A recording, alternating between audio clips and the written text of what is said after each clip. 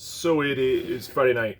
I ordered sushi. I'm gonna go pick it up, and they did have some uni, so I ordered some uni, and I decided I wanted a really good white.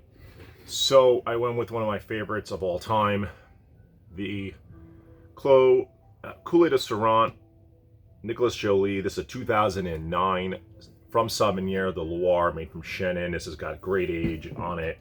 This is one of my favorite white wines I've ever had. Top 5 easily, probably top 3. And age, it's incredible. I took a whiff, and yeah, gosh, it's so good. There's, I know it sounds weird, but a rotten banana peel, a very, very, very almost starting to rot pineapple core. I know those sounds like off-putting aromas, but they're not. There's a marzipan, there's a dark honeycomb. Like, it just has so many aged white wine aromas. I can honestly say if I had to drink one wine the rest of my life, there's a few that would be on that list. This is one of them. Aged Coulee de Serrant from Nicolas Jolie. Now, this wine cost me $40 many years ago. This is $150 now.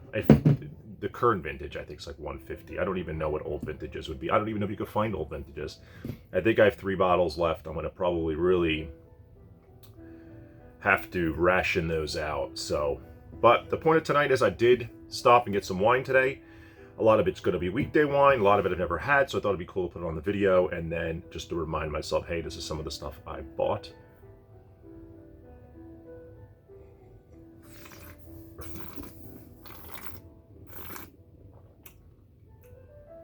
Oh, this wine's so good. It's got such an aged character. It almost goes to a funkiness, but it doesn't. It doesn't. It's biodynamic. Nicolas Jolie is one of the pioneers in biodynamic farming. So here's the first wine. This is one of my favorite weekday whites. Domaine Weinbach, one of my favorite producers of Riesling. They're from the Alsace. 2019 Riesling, just one of their standards, $27. And I bought 3 of these because I absolutely love these. I think these are fantastic. I love Alsatian Riesling. I love Riesling, but Alsatian Riesling is great.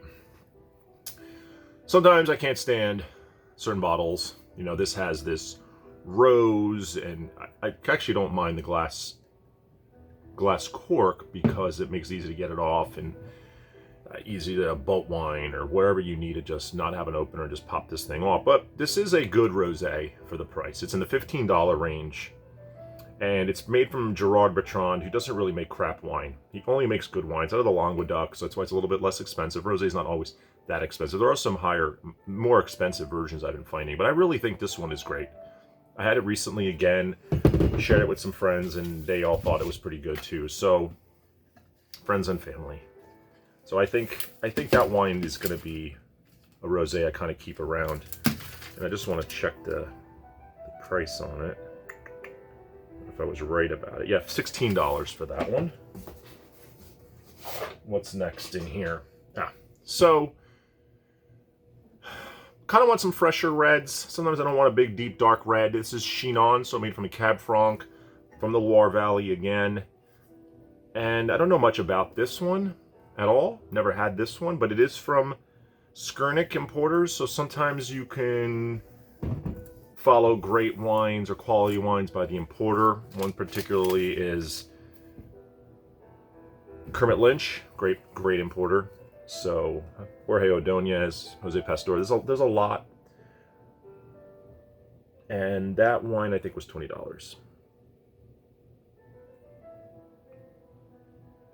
And I'm just looking, $22 for that one.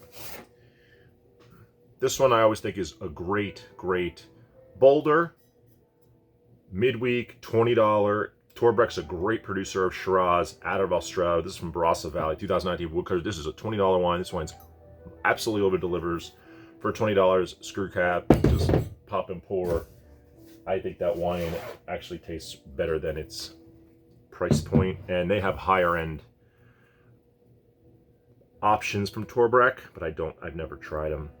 So I haven't had this wine in a while. It's $24. It looks like it's come back down in price. So this is a Ripasso, and it's a different style.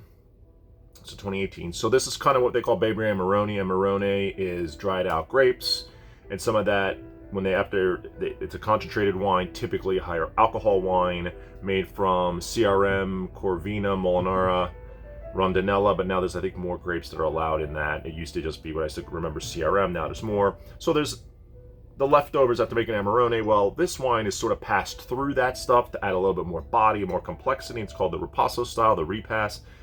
And this one I used to love, the Zanato. I haven't had it in a long time. The prices started going up. It's $23, $24. I want to try it again. It's been a long time. I used to think that was like a must-buy weekday or must-buy type of wine. I used to recommend it to everybody and just had it in a long time. They had this Chianti Classico Reserva 2014. I'm not sure if the 2014 vintage is any good, but I love Chianti midweek. And this is rang up as a 2013, but it's $20. Don't know the producer, never had it. So we shall see. We shall see.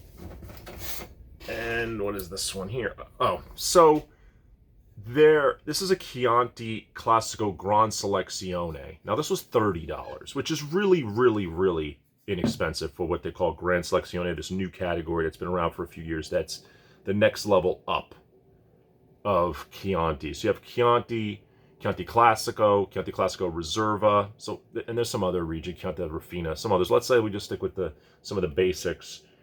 And then there's Gran Selezione. And $30 is crazy. I had a Gran Selezione. I think I paid $70 or $80, and I just wasn't impressed with that bottling.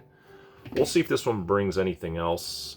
This should have, a slightly higher alcohol, which it does. It should be more full-bodied. But if this is good for $30, kind of what I'm hoping. I'm hoping I find like a higher quality Chianti that's kind of in between midweek and, nicer dinner that I can get. And Brunello kind of goes into that 50s, 60s, where, and not that Gran Seleziones don't, they do.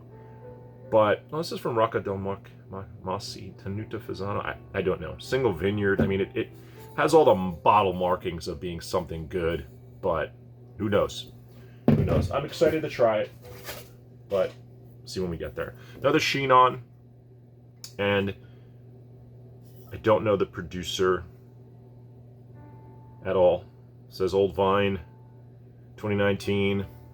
Chinon is a region for great Cab Franc and really good bargain prices, although there are some obviously expensive options, but as a whole, you can get some good bargain wines. Now, Cab Franc, with the one issue with Cab Franc sometimes to me is it could be a little bit too leafy, a little bit too green, a little bit too green pepper, a little too much capsicum, and those are the ones I don't necessarily like. I don't mind a little of that vegetal piece, that component, but I don't want it to be the predominant flavor and aroma. It kind of turns me off. It doesn't, I really don't want green bell pepper, red bell pepper in a glass. I just don't. I want there to be a good balance of fruit and everything else that goes with it. Chianti Classico Reserva, another producer I don't know. Florentia, Chianti Classico Reserva, 2016 being a great vintage out of Tuscany. So I was like, yeah, can't really not go for it. Why not? This was only $18. So Chianti Classico, as I've said numerous times, is a great bargain region. Tuscany and Chianti specifically. Chianti Classico Reserva, you're getting a little bit of more high quality winemaking, longer aging, better grapes, less grapes per ton, things that are governing it to be Reserva. Some areas like Reserva means nothing. In Argentina, Reserva means absolutely nothing. So in certain areas, it's got rules, laws, and in some like Malbec, it's just a labeling term that absolutely means nothing. So last wine, last but not least, is a Bollinger. So this is a Bollinger, legit champagne special cuvee, and I love Bollinger. My favorite champagne I've probably ever had in my life is the Bollinger RD, very expensive. It was a 2002 as a vintage. And I think it was like a 10-year aged before they disgorged it.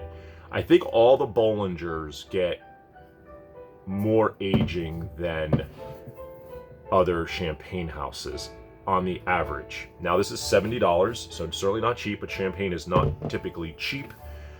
But I really like Bollinger. I want to see if the standard bottling, $70 being a standard bottling, is quite expensive. And seeing how it is, let's just make sure, was it 70? Yeah, $70. So we'll see. We'll see. I have high hopes. And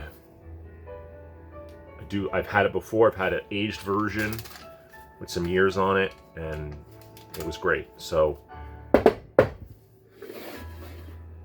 that was 12 bottles.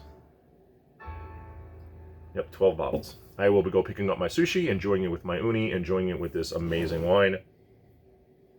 This wine only, this one also needs to be a little bit warmer when you drink it. You do not want to drink this too cold. It just, you lose a little bit of that intensity.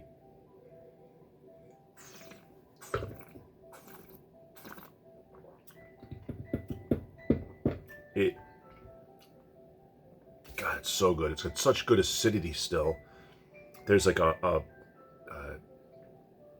Meyer lemon peel, like mandarin peel thing going on there too on the finish. Like a bitterness, but still a fruitiness and a zestiness. It's, gosh, I could go on and on about this wine. It really, to me, is incredible. This has really been my epiphany wine when it comes to aged white, is this bottling. I had never really experimented too much in aged white until I got this, and this changed my perspective on what white wine can be aged. And yeah, there's no looking back. Aged white wine is absolutely in my top 3 categories of wine. No doubt. No doubt. Time to go get the sushi. Have a good night.